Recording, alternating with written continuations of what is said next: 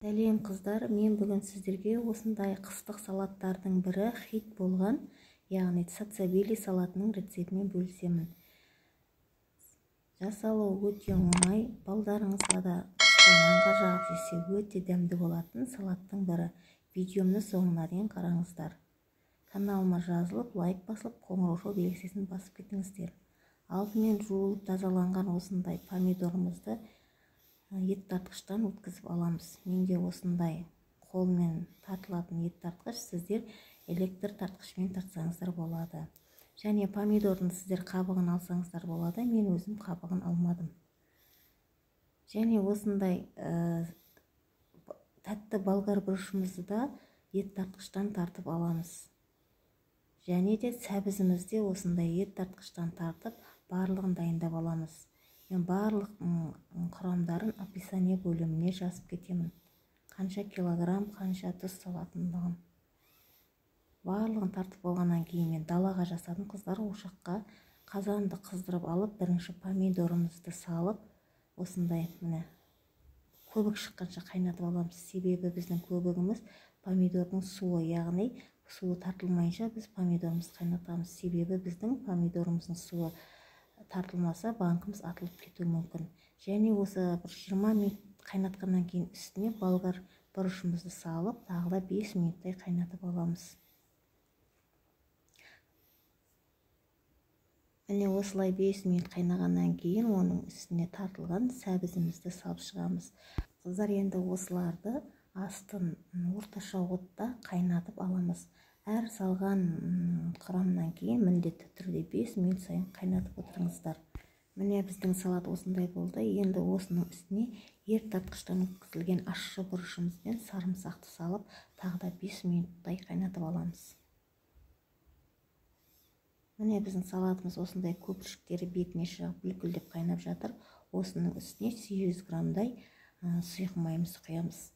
Мен құрамдарының барлығын описание бөліміне жазып қалдырып кетемін. Енді осының үстіне 3,5 ас қасық тұзымызды саламыз. Енді әркім өзінің татымына қарай тұзды салуға болады. 4 қасық салсаңыздар, болмаса 3 қасық салсаңыздар болады. Енді ол өз татымдарыңызға қарай. Және осы тұзды салып болғаннан кейін бір араластырып алып, үстіне 3 ас қасық шекерімізді салып шығамыз. Шекерді де қоспаса да болады, мен бірақ осы салаттардың барлығына шекерімді салып шығамын. Енді видеом ұнаса, каналыма жазылып, лайк басып, комментарий бөліміне өз ой пікірлеріңізді жазып кетіңіз. Болмаса сіз қандай рецептпен жасайсыз, сол бойынша бөліссеңіз болады. Енді осы салатымыздың үстіне лавр жапырағымыз бен тері қара бұрышымызды салып, жақсылап араластырып аламыз. 5 минут қайнатып алғаннан кейін қайнауға жақын пістау деген кезде 2 ас қасық сірке суымызды құйып шығамыз. Видеода менде сірке су құйғаным түспей қалған, өкінішке орай.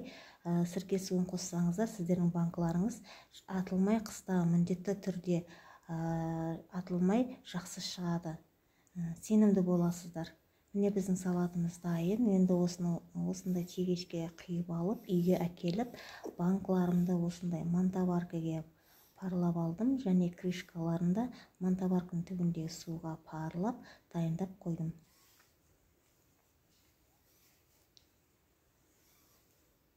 Міне біздің банкаларымыз дайын. Сіздер 1 литр немесе 2 литр банкаға жапсаңыздар болады. Мен өзім осындай бұрандалы 800-700 граммдық банкілерге жауып шықтым. Қыздар, негізі салатты 1 литр немесе осындай граммдық банкілерге жапсаңыздар өте жақсы. Өйткені 2 литрге жабылған салат кейде желінбей қалып қойса, ол ашып кетуі мүмкін. Қазақша каналының дамуына өз үлесімді қоссам десеңіз, менің каналыма тіркеліп, лайк басып, комментарий бөліміне өз пікіріңізді қалдырыңыз. Және қоңырау белгісін басып кетіңіз, себебі менің шыққан видео бірінші болып сіз көре аласыз. Міне банкыларымыздың барлығын қиып шықтық. Енді парланған крышкаларымызды осы банкылардың бетіне жауып, мақтап орап, бетіне қалың көрпе немесе осындай плетті жауып бүртінге қалдырасыздар. Қыздар, міне менің банкыларым бүртін тұрды. Енді осылардан оң қаратып, салқын жерге немесе қараңғы жерге қойып қойсаңыздар болады. Сіздермен болған Кәмшат, келесі видеомда кездескенше сау болыңыздар.